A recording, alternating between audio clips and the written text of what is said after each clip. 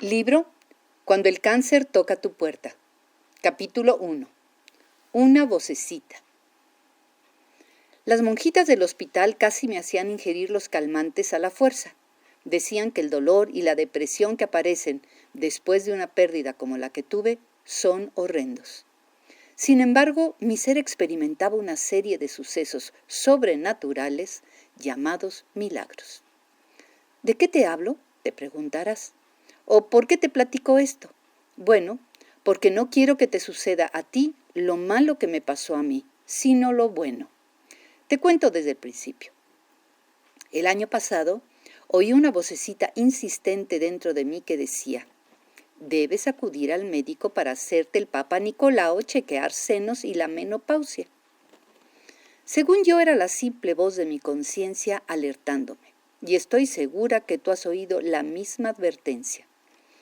Pero para las mujeres nunca ha sido grato el encuentro con el ginecólogo ni con los estudios que se nos ordena realizar. Me sentí como siempre, más sabia que el sonido repetitivo que reclamaba en mi interior que me atendiera. Después comprendí que lo que escuchaba era la voz de Dios. Sí, era la voz de Dios. Porque ¿quién conocía mis necesidades íntimas mejor que yo? Solo Dios. Me podía engañar a mí misma, pero no podía engañar al Creador. Él estaba preocupado por mí, de veras. No lo entendí entonces, pero ahora te lo puedo asegurar. A Dios le preocupa que no nos cuidemos. Dios manda luces de preventiva para avisar que seamos responsables y vigilemos nuestra persona por fuera y por dentro. Si no lo hacemos, significa que hemos olvidado lo que Él declara. Tu cuerpo es templo del Espíritu Santo. El cuerpo es un lugar especial que Dios diseñó y quiere que lo mantengamos bien física y espiritualmente. Somos la casa de Dios. Tenemos la obligación de cuidarla. Después, me quedó claro que si no nos importa nuestro cuerpo, o sea, el templo de Dios, ¿por qué debía Dios de protegernos? Durante los meses que siguieron a esa encrucijada de voy o no voy al doctor, una amiga trajo a mi memoria que nuestro Padre Celestial, creador de todo lo visible y de todo lo invisible, dejó 2 testamentos, o sea, una doble herencia, repletos de promesas, ordenanzas y advertencias que nos guían para vivir de la mejor manera posible en esta desordenada tierra. Pero como la voz de mi amiga sonaba parecido a la voz de mi interior, le hice lo mismo que le hacía a la vocecita, la rechacé. ¿Qué hacía? Bueno, ponía en mí otros pensamientos para no hacer caso de lo que mi amiga hablaba. No obstante, un día mi amiga tocó 2 puntos clave. El primero, el amor. Ella decía que Dios ama a todos por igual porque Dios es el amor. Él es el autor del amor y su naturaleza es amar. No puede hacer otra cosa más que amarnos. Sin darme cuenta, me encontré prestándole atención a mi amiga. Y es que todos queremos ser amados. Pero en el segundo punto, mi amiga dijo que sin saber por qué, nos gusta alejarnos del amor de Dios y alejarnos de su doble herencia y perdemos la oportunidad de recibir las maravillas que tiene para darnos con sus promesas.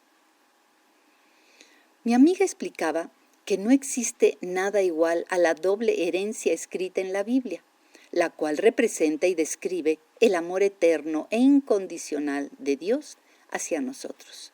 Sí, hacia nosotros, que somos lo más preciado de su creación.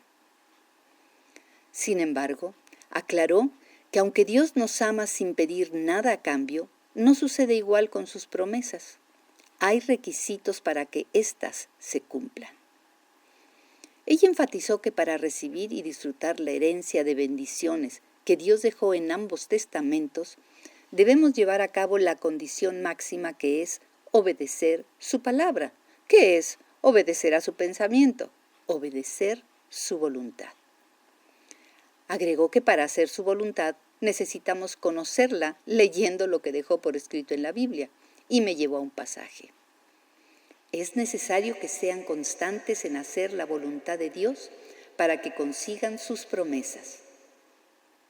La verdad es que desde niña pensé que era importante hacer la voluntad de Dios. Así me enseñaron. Y que esta voluntad se resumía en obedecer los 10 mandamientos. Ignoraba que la Biblia, de tapa a tapa, guarda la voluntad completa de Dios y por tanto hay que leerla toda. Digamos que eso me quedó claro entonces, pero no me quitó la flojera de leer un libro que no comprendía. Así es, no comprendía nada de la Biblia. El asunto resultó peor cuando mi amiga insistió en que había que leerla miles de veces, metiéndome primero en ciertos puntos para conocer los mandatos, las advertencias y las promesas que tenían que ver con mi salud. Y agregó que más vale prevenir que lamentar. Al templo de Dios, nuestro cuerpo, no debemos descuidarlo, ni tampoco ignorar a aquel que lo creó y quien también nos dejó instrucciones precisas para mantenerlo en buenas condiciones.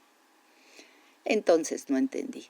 Sin embargo, como buena amiga de mi amiga, la obedecí. Capítulo 2. Herencias benditas.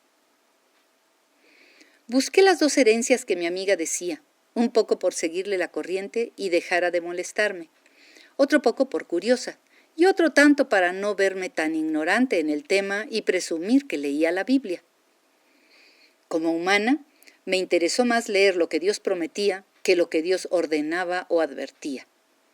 Cuán diferente hubiera sido si me hubieran dicho que alguien me dejaba una herencia de millones de pesos, que recibiría si leía su testamento de 3,000 páginas. Te aseguro que no hubiera tardado ni un segundo en meterme a leer el grueso documento, con tal de obtener la herencia de dinero. En cambio, cuán difícil me fue comenzar a conocer la herencia eterna, indestructible, que Dios me había dejado. Comprendí que si cualquier pacto dejado por escrito por los hombres tiene total seriedad y fuerza, ¿cuánta más fuerza y seriedad tendrá un pacto hecho por Dios? Mi amiga siguió instruyéndome y me guió por promesas de poder sobrenatural que esperaban ser reclamadas por cualquiera que las necesitara. Claro que ella me recordó que las promesas y el poder de Dios no se harían reales en mi vida si yo volvía a ignorar lo que Dios mandaba. Y leyó: no se vuelvan perezosos, sino imitadores de aquellos que por la fe y la paciencia heredaron las promesas. Yo quería las promesas y también el poder, pero me resistía a tanta lectura. Ella enfatizó: no pierdes nada y ganas mucho, y no lo digo yo, sino Jesús. Y me lo demostró. Escrito está: no solo de pan vivirá el hombre, sino de toda palabra que sale de la boca de Dios. Por conveniencia más que por obedecer, me adentré en la lectura de la famosa Biblia, aunque yo aseguraba que a mí nada malo me podía pasar, pues me consideraba una persona buena y con mucha suerte. Mi amiga se rió y con ternura declaró que de acuerdo a los parámetros de Dios, no hay nadie que sea bueno, sino que todos, sin excepción, somos pecadores. Repitió que no era su punto de vista, sino el de Dios, y me lo mostró en la Biblia. No hay justo ni aun uno, no hay quien entienda, no hay quien busque a Dios. Todos se desviaron, a una se hicieron inútiles. No hay quien haga lo bueno, no hay ni siquiera uno. Después de esta aseveración tan severa, mi amiga me llevó al mandato más importante, que es la base de nuestra creencia. Debemos amar a Dios con todo nuestro corazón, con toda nuestra mente, con todas nuestras fuerzas, con todo nuestro ser. Entonces yo, con tono orgulloso, le dije a mi amiga que yo amaba a Dios muchísimo. Pero ella contestó con sabiduría: a Dios se le demuestra el amor obedeciendo su palabra. ¿Y cómo vas a obedecer su palabra si no la conoces? Y agregó como siempre: no lo digo yo, sino Jesús mismo. El que me ama, mi palabra guarda. El que no me ama, no guarda mis palabras. Vaya manera dura de confrontarme con la realidad de que no amaba a Dios como Él quiere ser amado. Me hizo sentir incómoda, pero no se lo dije. De ahí fuimos al segundo mandato más importante, que es: Ama a tu prójimo como a ti mismo. Los 2 mandatos me sacudieron y me pregunté, ¿acaso es Dios lo primero en mi vida? ¿Lo obedezco? ¿Acaso me amo lo suficiente para amar a mi prójimo como a mí? ¿Me importa el templo de Dios? O sea, ¿me importo yo? Llegué a la conclusión de que las respuestas eran no, no, no y no. Para rematar, mi amiga clavó otro puñal agudo en mis pensamientos al leerme una advertencia más de Jesús. Ustedes se equivocan mucho al ignorar las Escrituras. Durante 40 y tantos años de mi existencia hice caso omiso de las herencias benditas de Dios. Ignoraba que existieran y que estuvieran en la Biblia en forma de promesas. Nadie me lo enseñó. ¿O será que nadie lo sabía? Bueno, la vocecita y mi amiga sí lo sabían. Y también sabían que los humanos somos necios, negligentes y soberbios. Seguramente recordarás mi frase preferida. A mí nada malo me va a pasar. Me parecía al hombre que construyó el barco llamado el Titanic y que exclamó, «A este barco no lo hunde ni Dios». Y sí se hundió. ¿No imaginamos que con declaraciones tan necias y soberbias como la de este hombre o la mía, retamos a Dios? Entonces atamos sus manos y no le permitimos que nos ayude cuando se lo pedimos. Porque Dios no bendice al soberbio, ni lo protege, aunque sí continúa amándolo. Tiempo después, mi soberbia fue bajada hasta el suelo y me vi obligada a hacer conciencia sobre todo lo que mi amiga me había hablado, incluyendo mi salud. La irresponsable falta de amor por uno mismo y por los demás y la dramática desobediencia a Dios al rechazar por tanto tiempo su legado de bendiciones se hicieron presentes en forma de consecuencias. Alerta roja. Bájale a la soberbia y a la necedad. Mañana será tarde. Capítulo 3. Herencia maldita.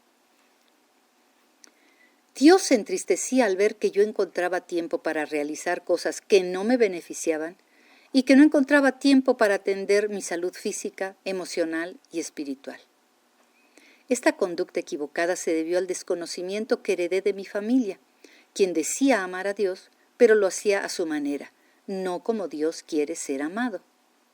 Nunca oí a mi familia hablando de la Biblia, y no lo digo en mal plan, sino mostrando nuestra ignorancia.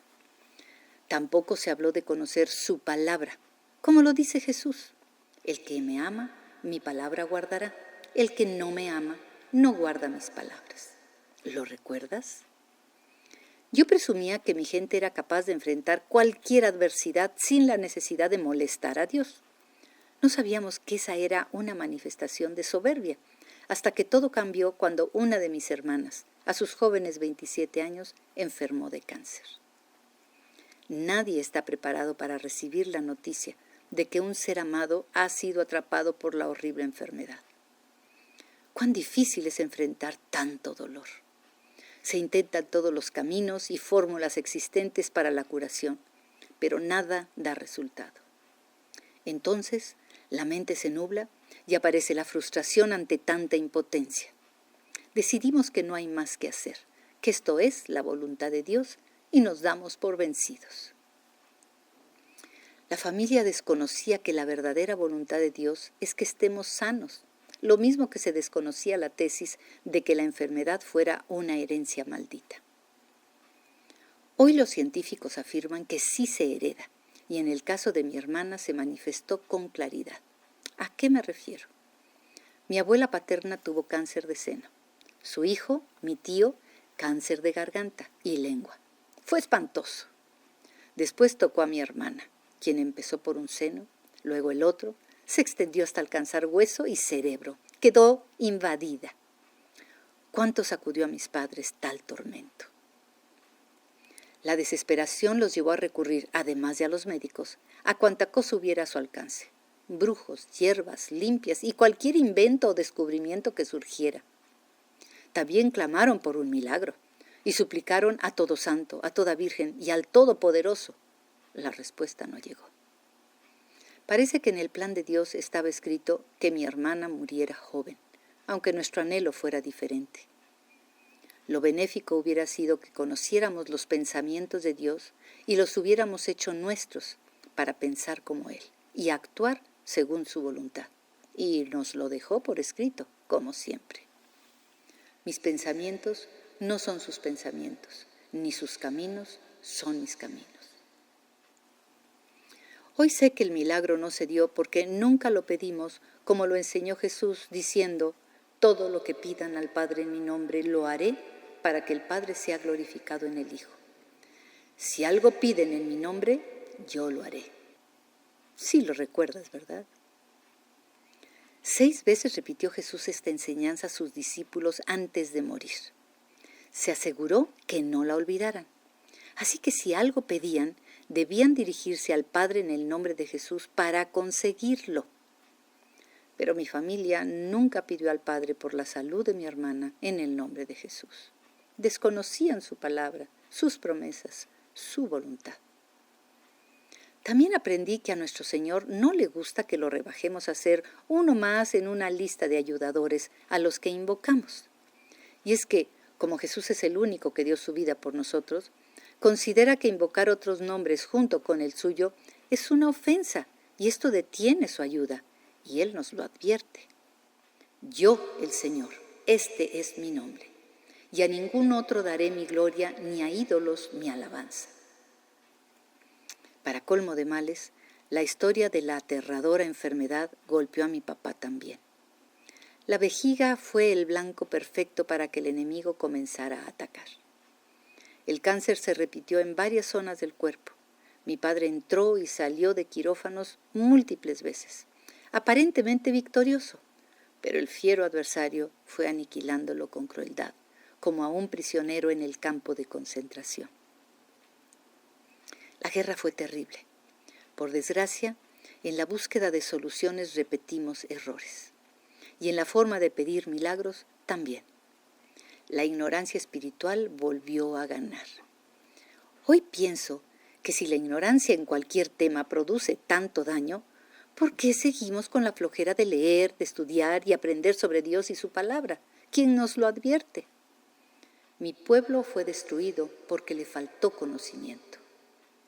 Es terrible, pero al igual que con mi hermana, el milagro no se dio y mi padre murió.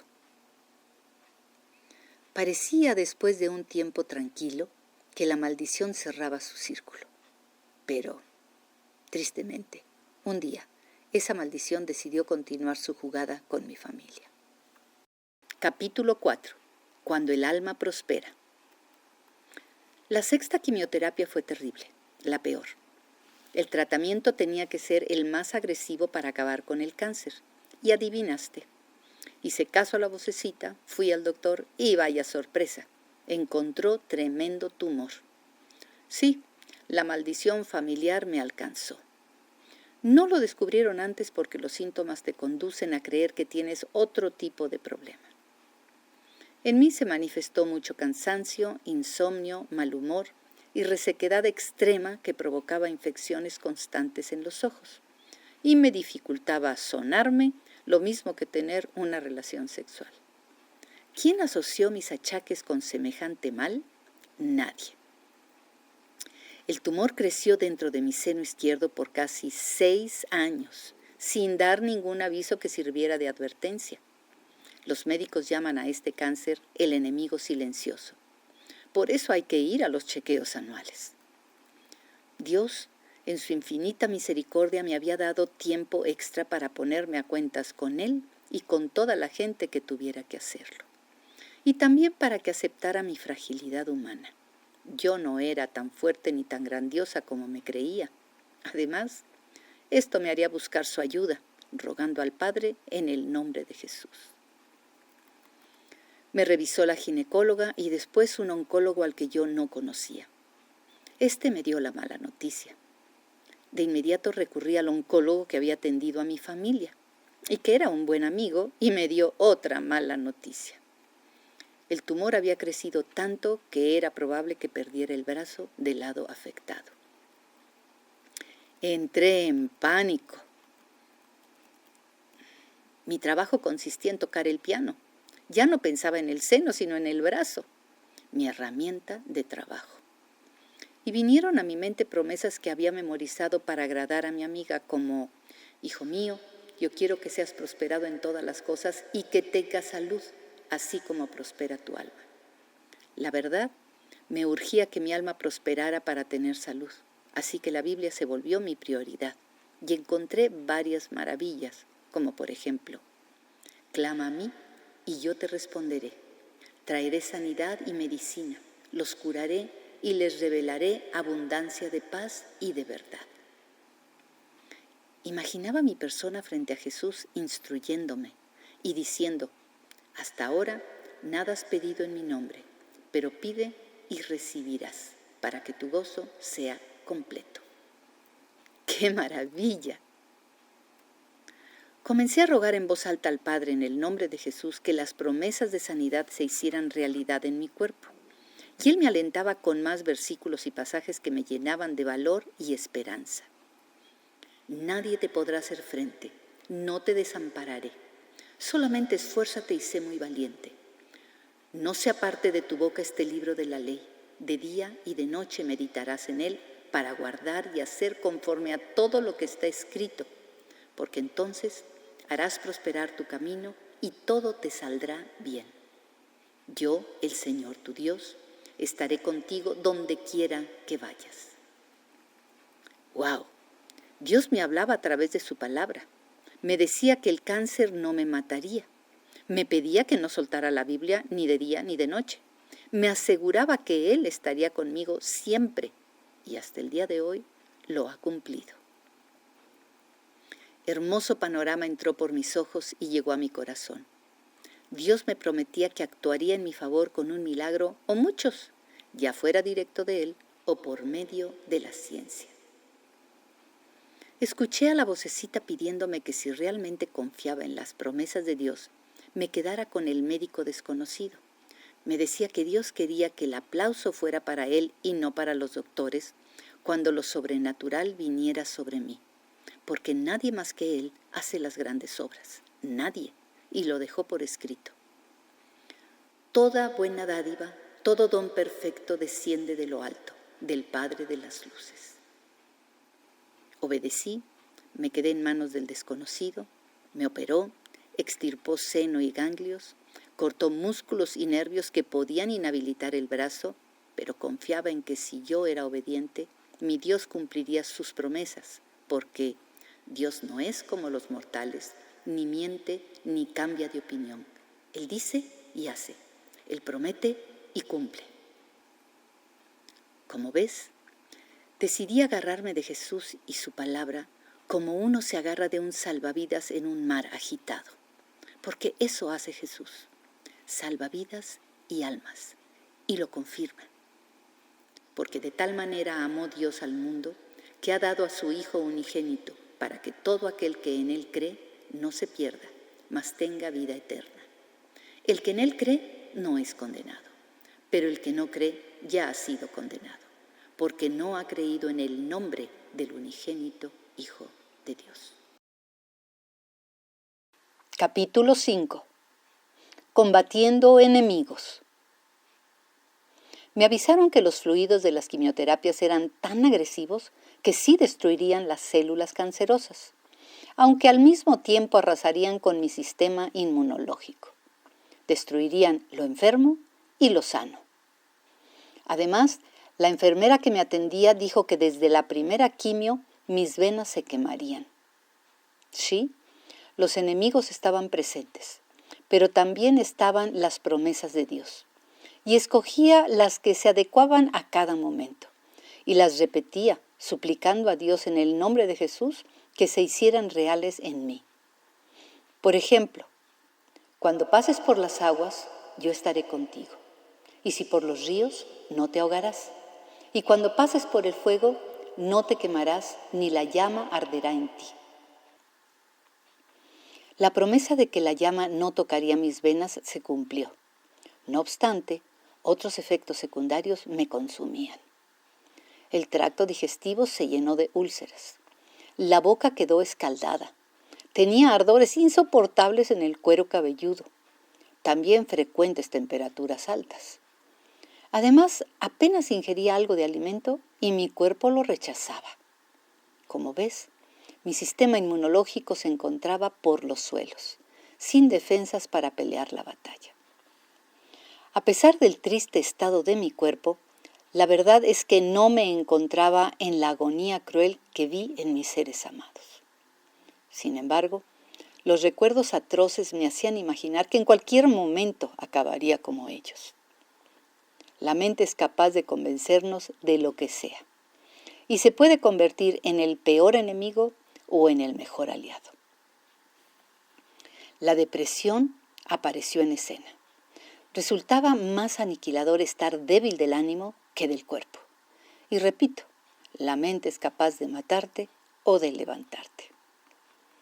Gracias a Dios por mi amiga que insistió en que leyera la Biblia, pues justo cuando la oscuridad me abrumaba, surgía la voz de Dios alumbrándome a través de algún pasaje. De no haber sido así, me habría perdido en el desaliento. Abatida hasta el polvo está mi alma, vivifícame según tu palabra. Si tu ley no hubiese sido mi delicia, ya en mi aflicción hubiese perecido. Qué adecuada palabra, ¿no crees? En una de esas etapas de dolor y depresión, sintiendo que el cáncer me mataría, Dios dibujó en mi mente el pasaje del rey David contra Goliat. Vi cómo David, siendo un chamaco, decidió enfrentar a aquel enemigo gigante y brutal que buscaba destruir a su nación. Entonces le dije al Señor que quería tener la fe y la serenidad de David. Él no permitió que las amenazas que lanzaba el enemigo Goliat para atemorizarlo se quedaran en su mente. Contrario a mí, que asustada en gran manera daba cabida a decretos de muerte que la situación gritaba. Y es que David trajo a su pensamiento recuerdos de milagros que ya había recibido. Ese chamaco supo con firmeza que aunque Goliat fuera un enemigo monumental, el todopoderoso Dios en quien confiaba era infinitamente más grande y pelearía a su favor contra cualquier circunstancia que se le apareciera, sin importar tamaño o apariencia. Reflexioné y me dije, es claro que si hubo algún momento de temor, se diluyó en esa gran fe de David. A Dios le plació usar un chamaco, una onda y una piedrecilla para acabar con el enemigo gigante. Pero lo hizo porque los tres iban cargados de la indispensable fe de David, que demostraba y sigue demostrando quién es el que tenía y tiene el poder sobrenatural ilimitado. Así que decidí hacer lo mismo que David. Pelearía con la mente de Dios, pelearía con la mente de Cristo y vencería. En todas estas cosas somos más que vencedores por medio de aquel que nos amó, o sea, Jesús. Mas nosotros tenemos la mente de Cristo. Y cada vez que venía el desaliento infundido por los conceptos fatalistas del enemigo de que el cáncer o la quimio me mataría, yo regresaba a vivificar mi espíritu y a afirmar mi fe con la palabra. Así, mi pensamiento se parecía cada vez más al de Dios y al de David. Mientras me inyectaban las quimios con sus efectos tóxicos, mi mente y mi voz repetían una y otra vez las palabras que Jesús me daba. Si permanecen en mí y mis palabras permanecen en ustedes, pidan lo que quieran y yo lo haré.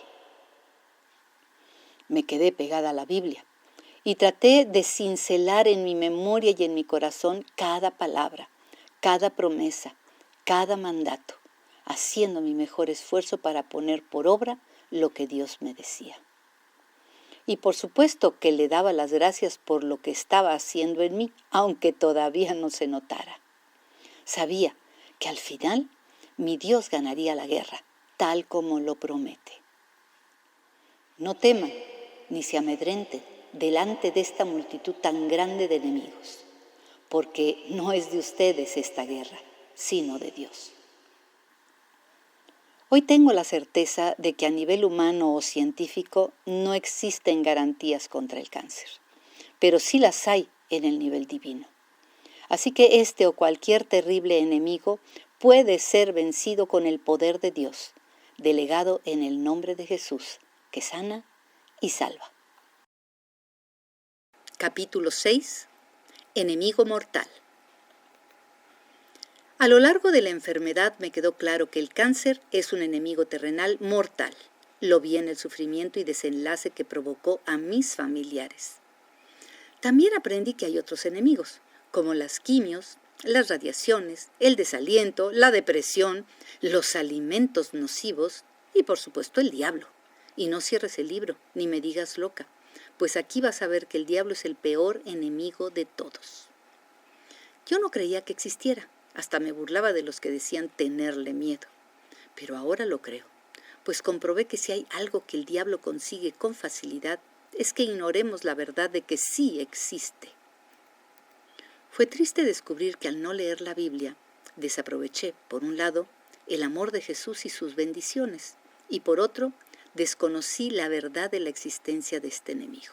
Por tanto, con mi ignorancia y su destreza maligna, provocaron que yo viviera un infierno en la tierra. Ante el supuesto de que no existe, el enemigo logra envolvernos en el arte de su engaño y nos conduce a actuar de tal manera equivocada que consigue que nosotros mismos nos dañemos cuerpo y alma. Hoy reconozco lo que me hizo y lo que es capaz de seguir haciendo, contra mí y contra cualquiera. Con sus trucos me convenció de darle gusto sin medida a mi ser completo. Así que practiqué vicios, excesos sexuales, no iba al médico y sobre todo comía lo no sano. Mucho dulce, pan, pastas y chatarra. O sea que ingerí en grandes cantidades los 3 polvos blancos malditos: azúcar refinada, harina refinada y sal refinada.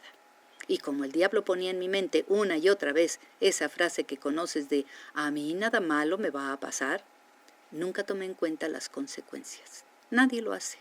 Era más sencillo divertirme que cuidarme.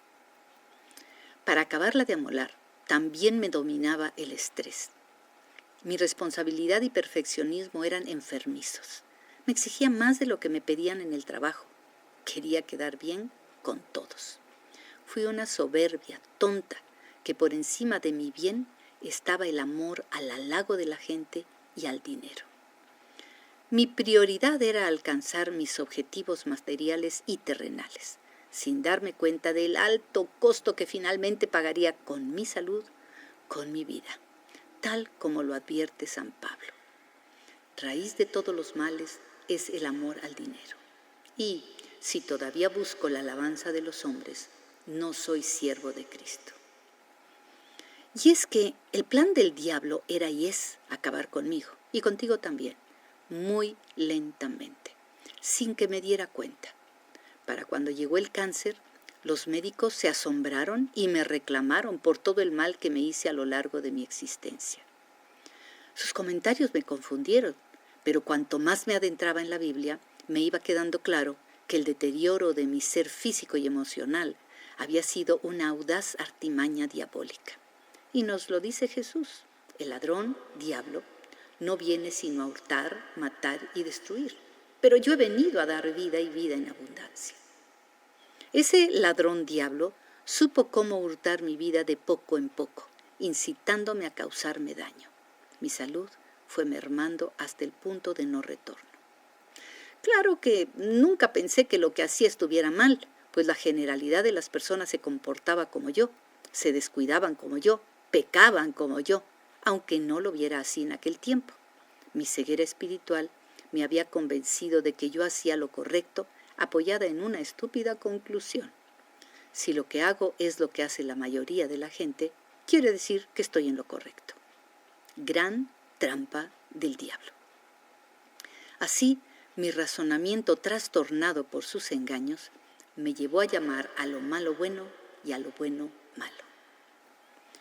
Como puedes ver, le permití al enemigo que se metiera a mi mente y gobernara mis pensamientos y mis emociones, y actué como él quiso. Lo dejé que se volviera mi Señor, mi dueño, como lo asevera Jesús. El padre de ustedes es el diablo. Ustedes le pertenecen y tratan de hacer lo que él quiere. El diablo ha sido un asesino desde el principio. No se mantiene en la verdad y nunca dice la verdad. Cuando dice mentiras, habla como lo que es, porque es mentiroso y padre de la mentira. Pero como yo digo la verdad, ustedes no me creen. Erré al seguir la corriente del mundo, o sea, la corriente de las multitudes, que es la corriente del diablo. Le di placer a mi yo y el enemigo aprovechó cada descuido. Caí en la oscuridad de sus trampas miles de veces, sin ver que me sumergía más y más en ellas, mientras él se reía de mí y se comía, literalmente se comía mi vida, como lo avisa San Pedro. Sean sobrios y velen, pues su adversario, el diablo, anda como león rugiente buscando a quien devorar. Por eso es indispensable estar alerta y saber y creer que hay un enemigo que quiere destruirnos. Porque si no tomamos precauciones, para cuando venga contra nosotros será tarde y no sabremos defendernos de sus ataques. Pero si creemos que existe y conocemos sus maniobras, evitaremos que tome ventaja de nuestras debilidades y de nuestros descuidos.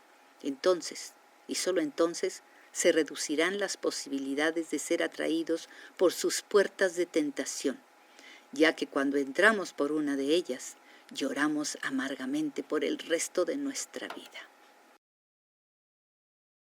Capítulo 7. Siembra y cosecha. Cuando experimentaba las horas difíciles de las quimios o sufría las reacciones posteriores de estas, le preguntaba desesperada a Dios: «Dime, papá, si ya estoy leyendo tu palabra y me mantengo pegada a Jesús, ¿por qué las respuestas no han llegado como esperaba? ¿Por qué no desapareció el cáncer con la primera oración? ¿Por qué las promesas no se han cumplido completas? ¿Por qué el dolor y los malestares van y vienen? Dios mío, ¿por qué sufro?». En ese momento no aparecieron respuestas. Sin embargo, a pesar de sentirme fatal, comencé a visitar mujeres a quienes el cáncer había atrapado también. Les contaba mi sufrimiento, lo mismo que les platicaba de los eventos sobrenaturales donde Dios ya se había manifestado, como el no haber perdido mi brazo y ver que a diario adquiría mayor movimiento. Lo mismo les explicaba que Dios me había permitido seguir con vida hasta ese momento, a pesar de la herencia maldita del cáncer que me transmitió mi familia. Y por supuesto, que aprovechaba para hablarles de mi confianza puesta en Dios, en su palabra y en el poder del nombre de Jesús. Así que mis historias las animaron y las instruyeron sobre el único salvavidas divino del que debían abrazarse si querían salir victoriosas de la tormenta del cáncer, o sea, abrazarse de Jesucristo. Me sentía bien de poder ayudar, aunque hubo momentos difíciles, como la ocasión en que una mujer me dijo: «Si tú no sufres lo mismo que yo, no entres a mi habitación ni me dirijas la palabra».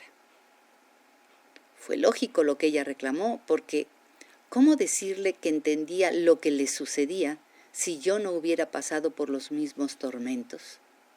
Habría sido imposible hablarle. Es más, ninguna de aquellas mujeres me habría escuchado. ¿Te das cuenta? Ahí estaba la respuesta a mis preguntas desesperadas. Dicen por ahí que no hay mal que por bien no venga. O si lo ponemos en palabras de Dios, nuestro Señor, escucharíamos que a los que aman a Dios, todas las cosas les ayudan a bien. La realidad es que cuanto más sufría, más buscaba a Dios. Cuanto más leía su palabra, más se inundaba mi alma de su paz. O sea, que estaba en dolor, pero tranquila, convencida de que sus pensamientos eran de bien para mí. Porque yo sé los pensamientos que tengo acerca de ustedes, dice el Señor, pensamientos de paz y no de mal, para darles el fin que esperan. Y al mismo tiempo, mi pensamiento se transformaba a su manera de pensar, como Él lo pide. No se amolden al mundo actual, sino sean transformados mediante la renovación de su mente, Así podrán comprobar cuál es la voluntad de Dios, buena, agradable, perfecta. Fue loco experimentar que cuanto más sufría, más aprendía a platicar con el Padre, más me llenaba de una incomprensible paz y más aprendía a darle las gracias por anticipado por la sanidad que me daría, suplicándole que también sanara a aquellos que padecían como yo, cáncer o cualquier otra enfermedad mortal. Sin embargo, como Dios no cesa de instruirnos, me confrontó con una ley bíblica, científica y lógica que todos conocemos, la ley de la siembra y la cosecha. Si recordamos, desde antes del cáncer mi estado físico daba testimonio del poco amor que tuve hacia mi cuerpo, el templo de Dios. Así que, ¿por qué habría Dios de cumplir sus promesas de sanidad sobre mí? Gran parte de mi vida sembré semillas de mugre en mi ser. Entonces la ley se cumplió y creció un árbol lleno de frutos de mugre y me tocaba cosecharlos. Me tocaba vivir las consecuencias, como lo advierte San Pablo. Dependiendo de la semilla que siembres, eso cosecharás. Si siembras para satisfacer tus caprichos y deleites, cosecharás corrupción. Y si siembras para el Espíritu, cosecharás vida eterna. Queda claro que el Todopoderoso es un Padre justo, que así como no se mete en la libertad de decisión de nuestra siembra, tampoco se mete en los resultados de esta. Él propone y uno decide tomar en cuenta su voz o no, cuando nos dice: he puesto delante de ti la vida y el bien, la muerte y el mal, bendición y maldición. Escoge, pues. Es obvio que escogí muy, pero muy mal.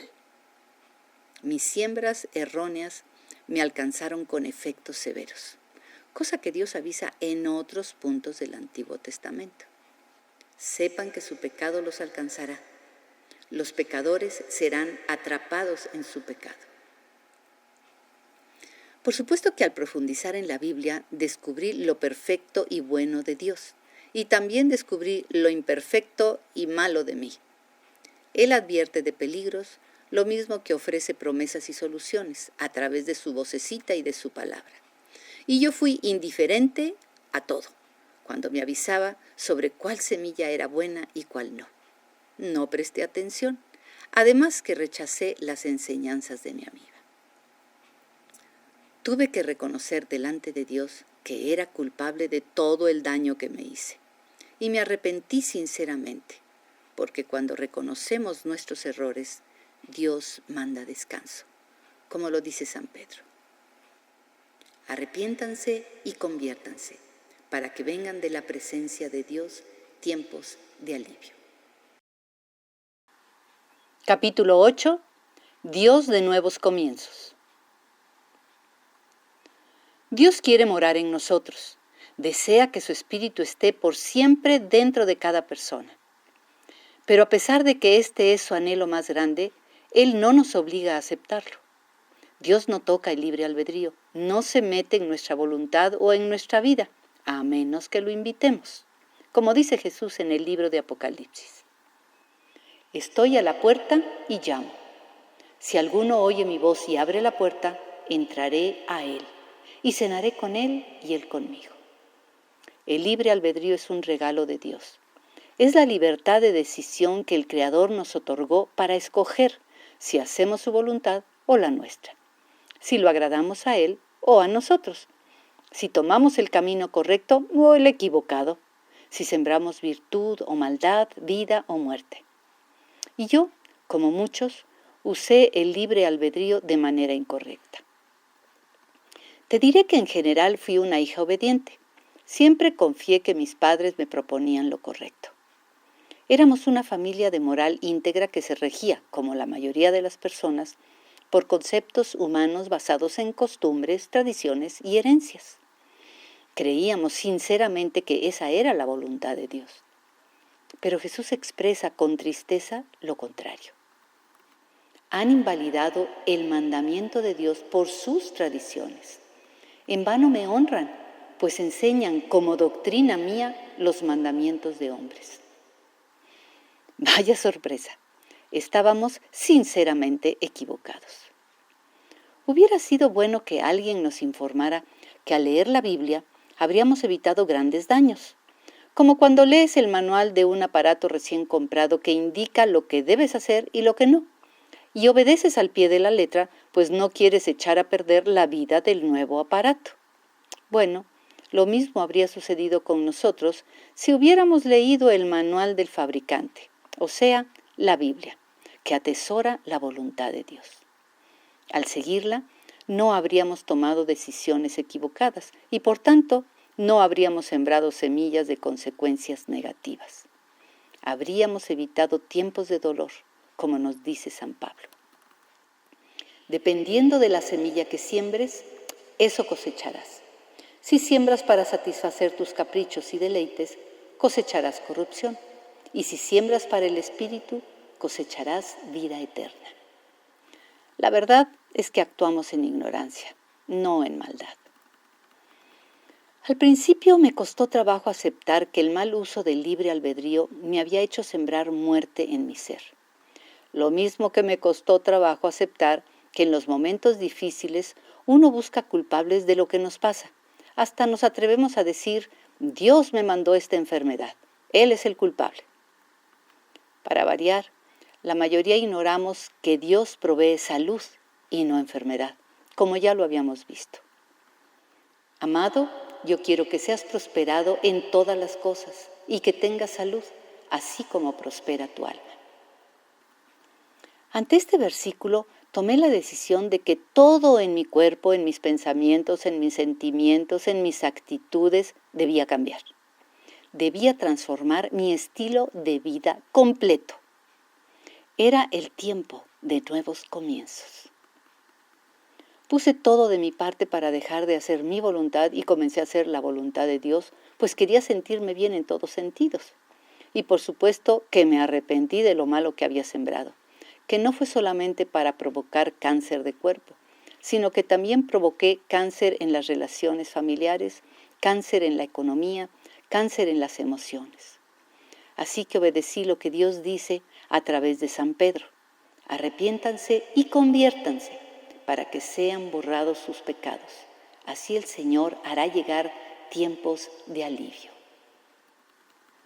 A pesar de mi corazón arrepentido y de haber decidido un nuevo comienzo, aprendí que Dios no elimina la consecuencia de la mala siembra. Tenía que vivirla tal cual, con dolor, pero supe que Él estaría a mi lado. Y es que Él se duele cuando nos dolemos y llora cuando lloramos, y nos toma de la mano y nos fortalece y permite que sintamos su abrazo de Padre misericordioso, como lo dice el rey David. Cuán preciosa, oh Dios, es tu misericordia.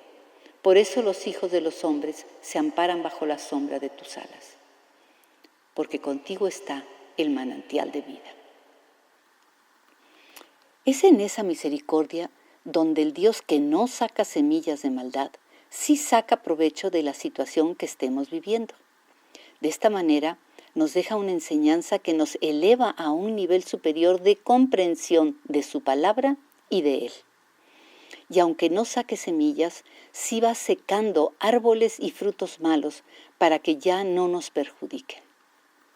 Como vemos, no hay mejor opción que comenzar de nuevo y sembrar la voluntad de Dios en nuestro libre albedrío, para que actuemos correctamente y se detengan poco a poco los efectos nocivos de las malas siembras. De esta manera, los árboles y los frutos podridos que ya se hubiesen desarrollado acabarían secándose a la larga. O sea, que el cáncer o cualquier daño que estuviéramos viviendo en ese momento podría desaparecer, podría secarse. A Dios le gusta dar nuevas oportunidades, nuevos comienzos, así que hay que aprovecharlos, como lo avisa San Pablo. De modo que si alguno está en Cristo, es nueva criatura. Las cosas viejas pasaron, he aquí que todas son hechas nuevas.